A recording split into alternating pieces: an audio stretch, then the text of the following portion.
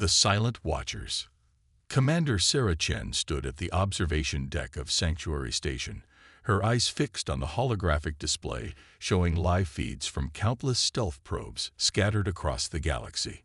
300 years had passed since humanity's supposed extinction, yet here they were, hidden in the depths of the Perseus Arm, watching and waiting. "Commander, we've detected unusual activity in Sector 7. Lieutenant James Rodriguez reported, his dark fingers dancing across the neural interface. The Craxi are expanding their mining operations dangerously close to Earth's old defense grid.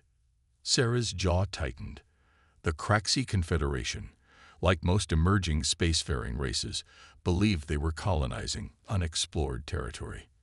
They had no idea they were building their empire atop the ruins of humanity's first wave of expansion.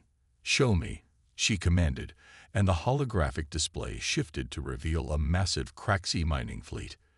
Their ships resembled crystalline structures, beautiful but primitive compared to human technology. They were approaching an ancient human outpost, its stealth systems still functioning after centuries of abandonment. "They're going to trigger the automated defenses," Marcus Way, the station's chief engineer, observed from his floating chair. The anti-gravity technology that kept him mobile was just one example of how far human engineering had progressed during their exile. Sarah considered their options. The outpost's defensive systems would activate automatically if the Craxi breached the perimeter, potentially revealing evidence of human technology. After centuries of careful observation and hiding, they couldn't risk exposure. Not yet. "Initialize Protocol Omega," she ordered. "Remote override of the outpost's systems. Make it look like a natural phenomenon." The command center burst into action. Technicians interfaced with quantum computers, accessing codes written generations ago.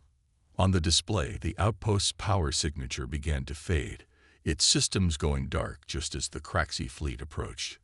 "Artificial gravity well generated," Rodriguez reported, making it appear as a natural spatial anomaly.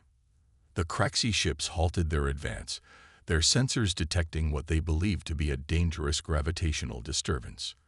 After several tense minutes, they altered course, moving away from the hidden outpost. Sarah released a breath she hadn't realized she was holding. Another close call, another secret preserved. But for how much longer? She turned to face the gathered staff. "Send the recording to Central Command. They need to know we're running out of time." The journey to Central Command took Sarah through the heart of Sanctuary Station. Unlike the cramped, utilitarian spaces of old Earth vessels, the station was a testament to 3 centuries of human advancement. Quantum-engineered materials created vast, open spaces that seemed to defy physics. Gardens filled with Earth species flourished under artificial sunlight, while anti-gravity transport tubes carried people efficiently through the massive structure. The station housed 50,000 humans, a significant portion of the remaining population. After the Great Exodus, when humanity fled from overwhelming alien forces, only a fraction of Earth's population had escaped. Now their numbers had grown to several million, spread across hidden stations and planets in the Perseus Arm. Central Command occupied the station's core, a secure facility where humanity's leaders guided their species' slow recovery and planned for their eventual return. Sarah found Admiral Diana Torres waiting in the main conference room, studying tactical displays showing the positions of various alien civilizations. "The Craxi are getting bolder," Sarah reported, forwarding the sensor data from the recent encounter. "They're not the only ones. The Velari Empire has expanded into 3 systems that contain our old colonies in the past year alone." Admiral Torres nodded grimly. "The galaxy's getting crowded, Commander. The younger races are expanding rapidly, claiming what they think is unclaimed space. Space that was once ours. Perhaps it's time," Sarah suggested, voicing the thought that had been growing in her mind for months. "We've rebuilt our strength. Our technology has advanced beyond anything the current civilizations possess. We could reclaim our place and risk another war." Torres challenged, though her tone suggested she'd been considering the same option. "The last one nearly wiped us out." "We're not the same species we were 300 years ago," Sarah argued. "We're more advanced, more prepared, and we know our potential enemies intimately. We've studied them for centuries." Admiral Torres's voice echoed across every communication channel in the hegemony fleet. "Your weapons have been disabled. Your shields are ineffective. You have committed an act of war against humanity, yet we choose not to respond in kind. Stand down." The hegemony commanders, to their credit, didn't panic. They attempted to launch their automated drone swarms, hoping to overwhelm human defenses through sheer numbers. "Quantum entanglement field engaging," Marcus announced, preparing for mass teleport. Sarah watched as space distorted around the drone swarm. In an instant, every automated vessel vanished, reappearing in perfect formation behind the human fleet, now under their control. "How?" The question came from the hegemony's fleet commander, his voice betraying his shock. "Our drone encryption was unbreakable." "No," Sarah replied, opening a channel. "You just didn't understand the principles it operated on. Standing down would be wise, Admiral. The next demonstration won't be as gentle." To emphasize her point, a single human corvette approached the hegemony's flagship. It fired what appeared to be a small probe, which passed effortlessly through the ship's shields and hull without causing damage. Moments later, every artificial gravity system in the hegemony fleet reversed polarity for precisely 2 seconds. The message was clear: human technology could affect their ships at will. The battle, if it could even be called that, was over before it truly began. "This is Admiral Zarith of the Hegemony Defense Force," a new voice transmitted. "We request terms for cessation of hostilities." Sarah glanced at Admiral Torres's hologram, which nodded. "Return to your territory immediately," Sarah commanded. "All technology sharing will be suspended pending review by the Galactic Concordat. Additionally, you will acknowledge humanity's sovereign right to exist free of external oversight." As the hegemony fleet began its humiliating withdrawal, Sarah received reports from across the sector. The Craxi observation vessels were transmitting everything they'd witnessed to their government. The Velari Empire had already dispatched diplomatic envoys requesting urgent meetings. 3 of the minor powers that had allied with the hegemony were sending messages declaring their neutrality. "Well done, Commander," Torres said privately. "A clear demonstration of our capabilities without a single casualty." "How did the new quantum systems perform?" "Better than expected," Sarah replied. "The hegemony's technology was even further behind than our estimates suggested. They never had a chance." "No," Torres agreed. "They didn't. But that wasn't the point of this operation. The real target was watching from the sidelines." Sarah understood. The battle had been choreographed not for the hegemony, but for the observers, the Craxi, the Velari, and every other power that needed to understand humanity's true capabilities. The message wasn't just about military superiority. It was about the gap between human technology and everything the galaxy thought was possible. "Return to the quantum nexus," Torres ordered. "I suspect we'll be receiving a lot of diplomatic requests very soon." As the Prometheus prepared to depart, Sarah watched the hegemony fleet limping away. They had learned what humanity had known for centuries. True power wasn't about destruction. It was about such overwhelming superiority that destruction became unnecessary. The galaxy would never be the same, and that had been the point all along. A new dawn. The grand chamber of the quantum nexus was different now. Where once there had been tension and fear, there was now a sense of possibility. Representatives from 23 spacefaring civilizations sat in a new circular arrangement, symbolic of the equality humanity had insisted upon for these final negotiations. Sarah Chen stood at her position behind Admiral Torres, observing the transformed dynamics. The hegemony's representatives sat quietly, their previous arrogance replaced by careful attention. The Craxi's crystalline forms shimmered with barely contained excitement, while the Velari diplomats' feathers displayed the social patterns of eager anticipation. The Galactic Concordat recognizes this historic session, High Chancellor Vextal announced, his voice carrying the formal weight of tradition. We are here to ratify the Treaty of New Beginning, establishing humanity's official return to galactic society and the framework for technological cooperation. Admiral Torres stepped forward, her presence commanding yet reassuring. Before we proceed, I want to address the questions many of you still harbor. Why did humanity wait so long? Why did we watch from the shadows? The answer is both simple and complex. We needed to evolve, not just technologically, but as a species. Commander Sarah Chen watched the proceedings from the bridge of the HSF Prometheus, one of the most advanced vessels in the human fleet. The ship sat cloaked at the edge of the Concordat's capital system, ready to respond to any hostile reaction. "They're scanning us," Lieutenant Rodriguez reported from his station. "Or trying to. Their sensors can't penetrate our quantum camouflage." Sarah nodded, studying the tactical display showing the Concordat's defensive fleet.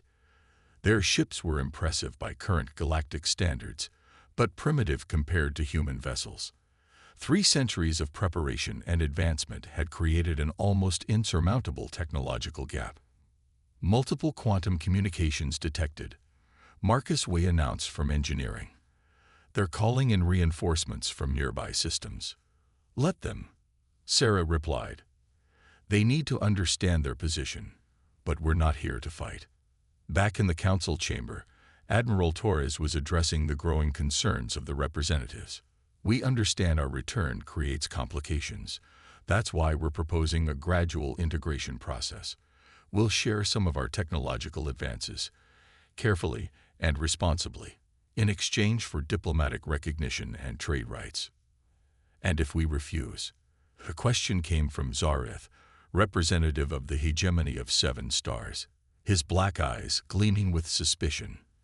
"Then we'll respect your decision," Torres answered. "But consider this. The galaxy faces challenges that threaten all spacefaring races.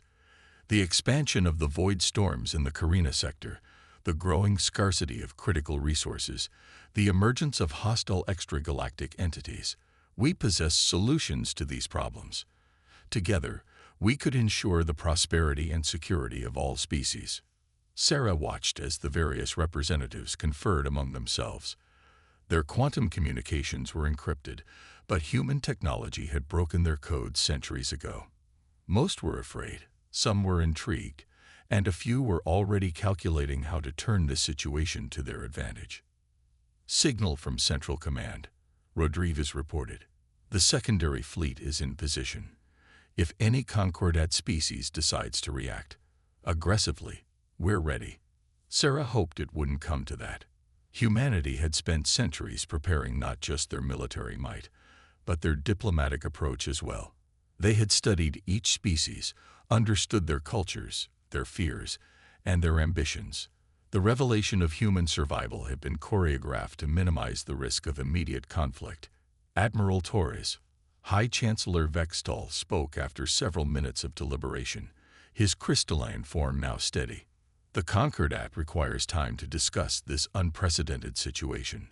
We request a formal diplomatic meeting in 3 standard cycles." "Granted," Torres replied. "We'll send coordinates for a neutral meeting location, and to demonstrate our good faith." She gestured again, and every system in the chamber restored to normal function. "We look forward to productive discussions."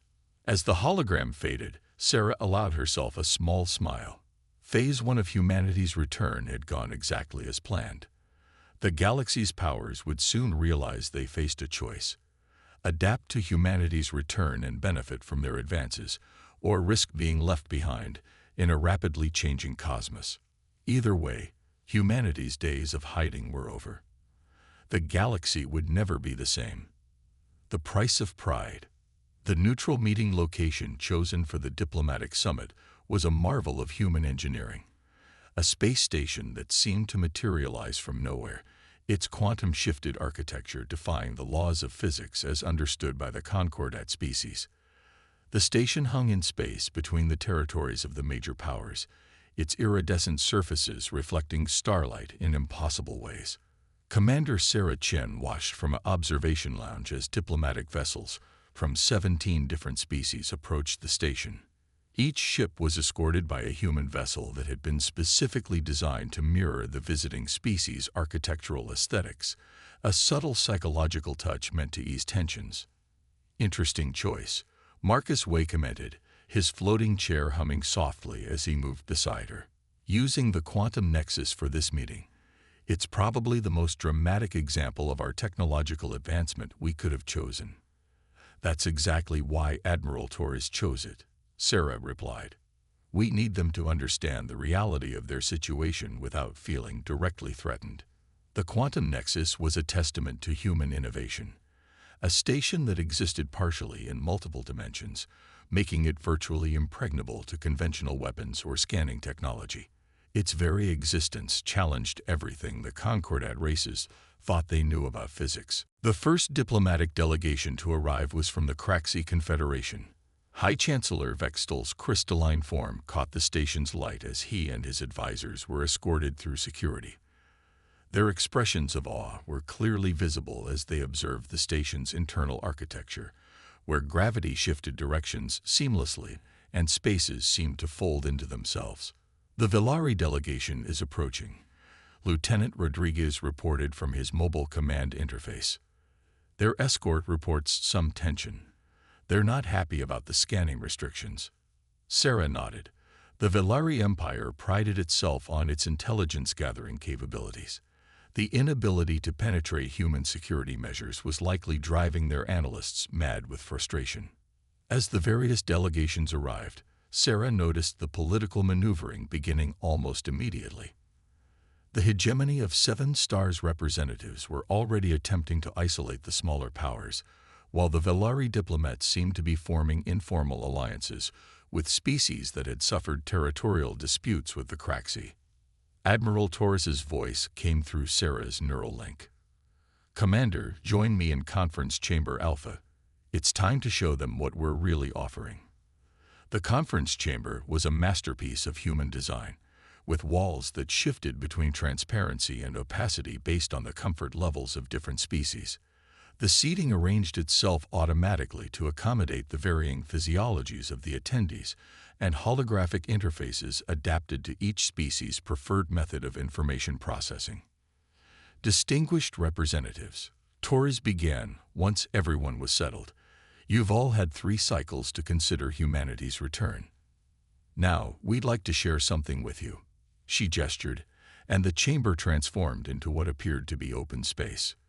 "This is a live feed from the Carina sector, where your civilizations have been struggling with the void storms."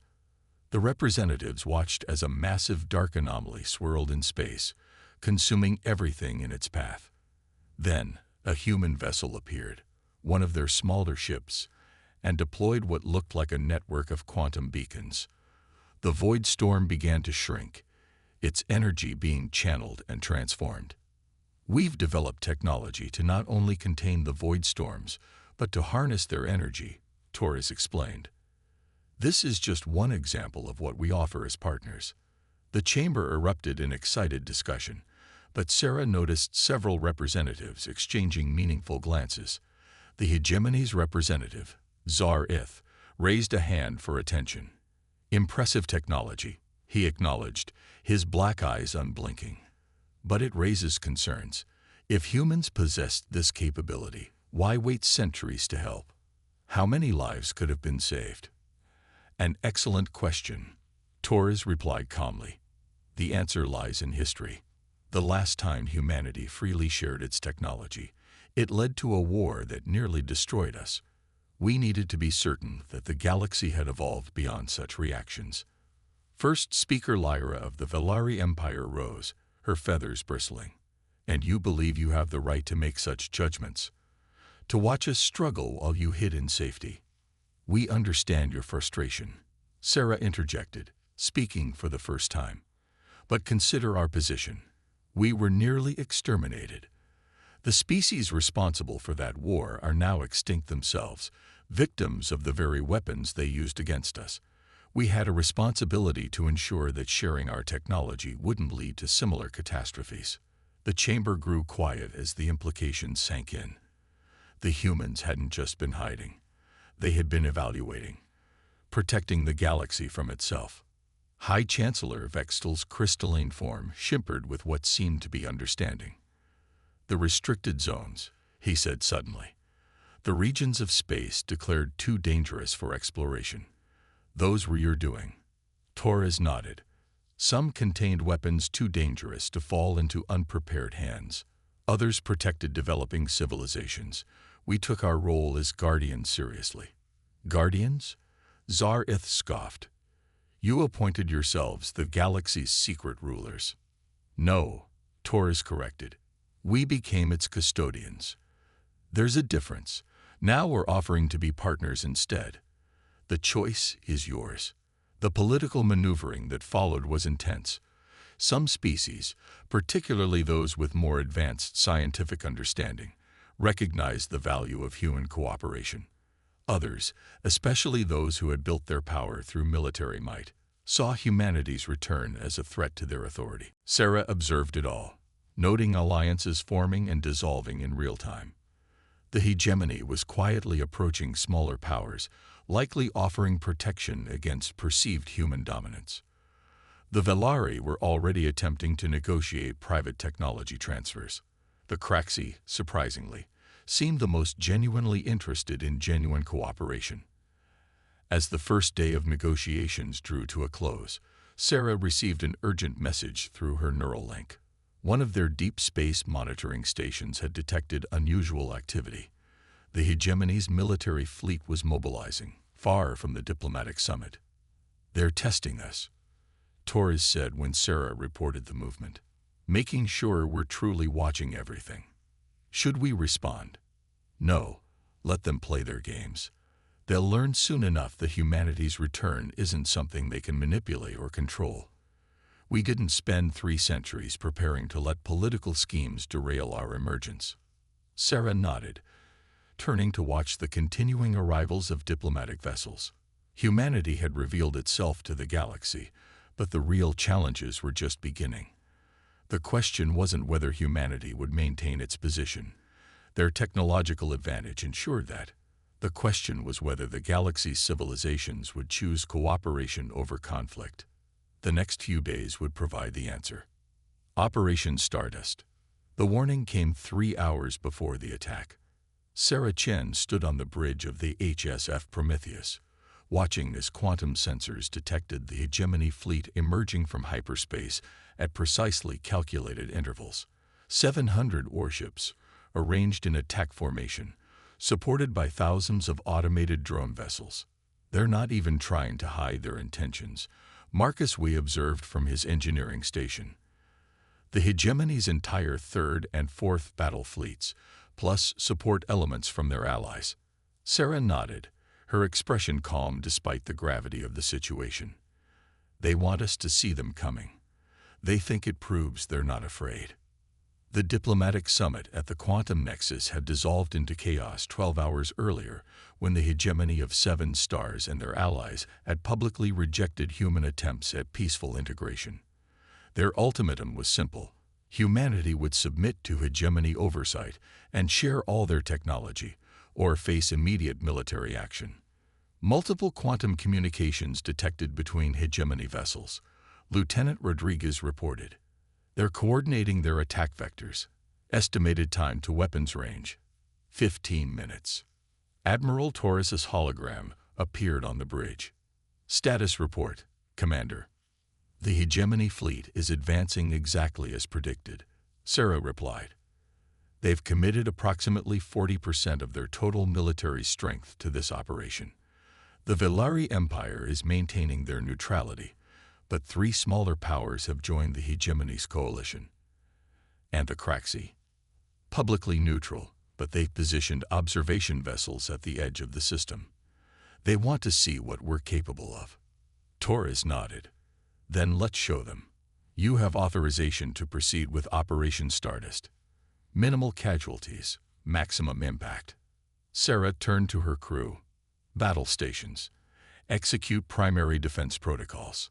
The Prometheus's quantum core hummed to life, its energy signature barely registering on conventional sensors. Around the ship, space itself seemed to ripple as dozens of hidden human vessels decloaked, revealing a defense fleet that had been present but invisible the entire time. Enemy fleet approaching weapons range, Rodriguez announced. They're charging primary weapon systems. Sarah activated the ship-wide communication system. All vessels, this is Commander Chen. Execute Operation Stardust on my mark. The hegemony fleet opened fire first, launching a devastating barrage of plasma torpedoes and graviton beams. Their weapons were impressive by conventional standards, capable of destroying small moons. None of them reached their targets. Quantum fields active, Marcus reported calmly. All enemy weapons are being redirected into subspace. Sarah allowed herself a small smile. Initialize Phase 2. Across the battlefield, human ships activated their primary defensive systems. Waves of quantum energy pulsed outward, intersecting with the hegemony fleet's formation. Where the energy waves touched enemy vessels, their weapon systems simply disappeared, transformed into harmless particles by technology that operated on fundamental laws of physics the hegemony hadn't even discovered yet. 70% of enemy offensive capabilities neutralize, Rodriguez reported. No casualties on either side. Send the message, Sarah ordered. Admiral Torres manipulated the tactical display, zooming out to show the entire known galaxy. Hundreds of civilizations were marked, their territories a patchwork of claimed space. None of them knew that humans watched their every move, analyzed their every technological advancement, and planned for every possible scenario. The Council meets tomorrow, Torres said finally. I want you to present your findings. All of them. Including your recommendations for re-establishment of human presence in the galaxy. Sarah straightened. Yes, Admiral. Though I suspect the Council won't be eager to abandon 3 centuries of caution. Perhaps not, Torres agreed. But they need to understand that we're running out of options. We can't hide forever, and I'd rather reveal ourselves on our terms than be discovered unprepared. As Sarah left Central Command, she passed through the station's memorial hall. Holographic images lined the walls, showing Earth as it once was. Blue oceans, green continents, white clouds swirling in its atmosphere. The next image showed the planet as it appeared now, a dead world stripped of its atmosphere by weapons humanity hadn't been prepared to face. But they had learned, they had adapted, they had survived. And soon, very soon, the galaxy would remember why humanity had once been feared and respected among the stars.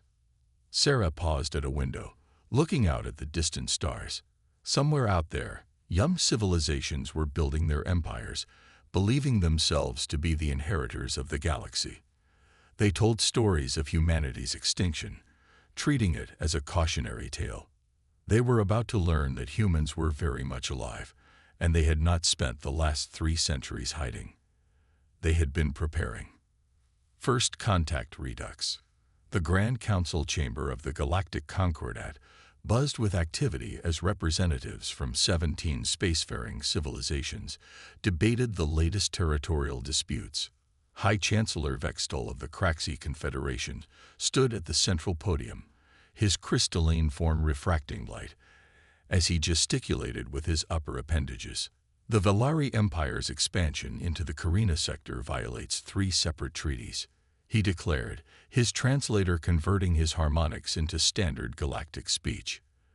Their mining operations threaten the stability off. The chamber's lighting suddenly shifted, plunging the vast room into darkness. Confused murmurs rippled through the assembly as every communication device and holographic display simultaneously activated, projecting a single image, a stylized phoenix rising from flames. A human woman appeared in the center of the chamber, her hologram so perfect that for a moment, many thought she was physically present. She wore a midnight blue uniform with silver trim, her bearing military but not aggressive. Honorable representatives of the Galactic Concordat, she began, speaking in perfect standard without a translator. I am Admiral Diana Torres of the Human Stellar Federation. The chamber erupted in chaos. Several representatives activated emergency protocols, only to find their systems unresponsive. Others simply stared in shock, their species' various expressions of disbelief creating a panorama of confusion. Impossible. High Chancellor Vextel's crystalline form vibrated with agitation. The humans were eradicated 3 centuries ago. This is some form of deception. Admiral Torres smiled slightly. I assure you, Chancellor, we are very real. While the galaxy believed us extinct, we survived, we evolved, and we rebuilt. Now, we've chosen to reveal ourselves because the time for hiding has passed. She gestured, and a holographic display expanded to show a vast fleet of sleek vessels emerging from what appeared to be folds in space itself. The ships were unlike anything the Concordat races had ever seen, their design both elegant and clearly powerful. This fleet currently sits at coordinates you know as the Perseus Void, Torres continued. It represents a fraction of our military capability, but we're not here to threaten. We're here to reestablish our place in the galactic community. First Speaker Lyra of the Velari Empire rose from her seat, her feathered crest fully extended in a sign of agitation. You abandoned the galaxy for centuries, then return making demands. The territories your species once claimed have been legally settled by others. We make no demands for our former territories, Torres replied calmly. We've established new homes, built new worlds. What we seek is acknowledgement, diplomatic recognition, and the opportunity to help shape the galaxy's future. The chamber grew quiet as the implications sank in. The humans hadn't just survived, they had thrived in secret, advancing their technology far beyond what the Concordat races possessed. Their ability to bypass every security system in the chamber proved that much. She gestured, and the chamber's quantum displays activated, showing scenes from human history. 3 centuries ago, we faced extinction, not just from external enemies, but from our own nature. We were powerful but reckless, advanced but unwise. Our exile taught us patience. Watching you taught us understanding. The displays shifted to show the various challenges facing the galaxy, the void storms, resource depletion, emerging extragalactic threats. These problems affect all of us. They cannot be solved through dominance or competition. They require cooperation, trust, and shared wisdom. First Speaker Lyra of the Velari Empire rose, her feathers displaying patterns of formal discourse. The Velari recognized the truth in your words, the recent demonstration of your capabilities. She glanced at the hegemony representatives, showed not just power, but restraint. Wisdom, not mere strength. The Craxi Confederation concurs, Vextal added. Your technology could have conquered us at any time in the past century. Instead, you chose protection and guidance, even from the shadows. Sarah watched as more representatives voiced their support. Even the smaller powers, traditionally cautious about major political shifts, seemed to recognize the opportunity this moment presented. The treaty itself was comprehensive. Humanity would share their technology gradually, ensuring each advancement could be integrated safely. In return, they would help establish new protocols for scientific research, exploration, and conflict resolution. There is one more thing, Torres announced as the final signatures were registered. A gift, to demonstrate our commitment to this new era. She nodded to Sarah, who activated her neural link. Throughout the chamber, quantum interfaces sparkled to life in front of each representative. These are the coordinates for New Earth, Torres explained. A planet we've terraformed in neutral space, designed to serve as a center for cultural exchange and technological cooperation. Its facilities can accommodate all known spacefaring species. We invite each of your civilizations to establish permanent delegations there. The announcement caused a stir. The existence of another human world, previously unknown, highlighted just how much humanity had accomplished in secret. But it was the invitation itself, the deliberate creation of a shared space, that carried the deeper meaning. Commander, Marcus Way's voice came through Sarah's neural link. The quantum grid is ready. She nodded to Torres, who continued. To reach New Earth, Your ships will need to traverse quantum space. We've established a network of navigation beacons to guide you safely. This is our first gift, controlled access to quantum fold technology, allowing safe, faster-than-light travel between major systems. The implications weren't lost on anyone. Humanity wasn't just sharing technology. They were restructuring the very fabric of galactic civilization, creating new connections and possibilities. As the session concluded, Sarah found herself in one of the station's observation lounges, watching the diplomatic vessels prepare for departure. Lieutenant Rodriguez joined her, his dark eyes reflecting the starlight. "Hard to believe it's really happening," he said. "After so many generations of hiding, we're finally stepping into the light." "Not hiding," Sarah corrected gently.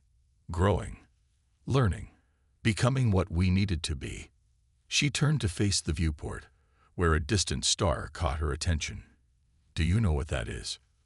Rodriguez followed her gaze. "That's Sol, Earth's star." "Yes. 300 years ago, we fled from there, barely surviving. Now we're returning to the galactic stage, not as refugees or victims, but as teachers and guides." She smiled. "Our ancestors would be proud." In the days that followed, the galaxy transformed. The quantum navigation network revolutionized trade and travel. New Earth became a hub of cultural and scientific exchange, its institutions fostering unprecedented cooperation between species. Humanity's role evolved too.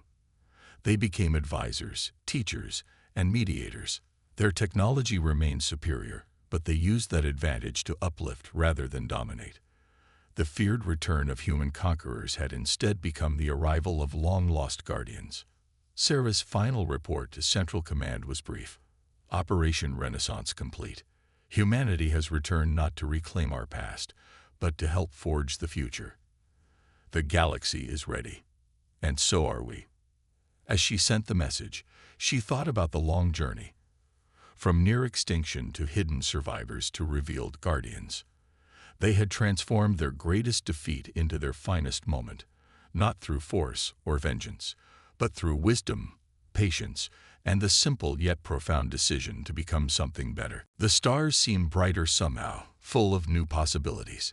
Humanity was home again, but it was a different humanity returning to a different galaxy. And that, perhaps, had been the greatest victory of all.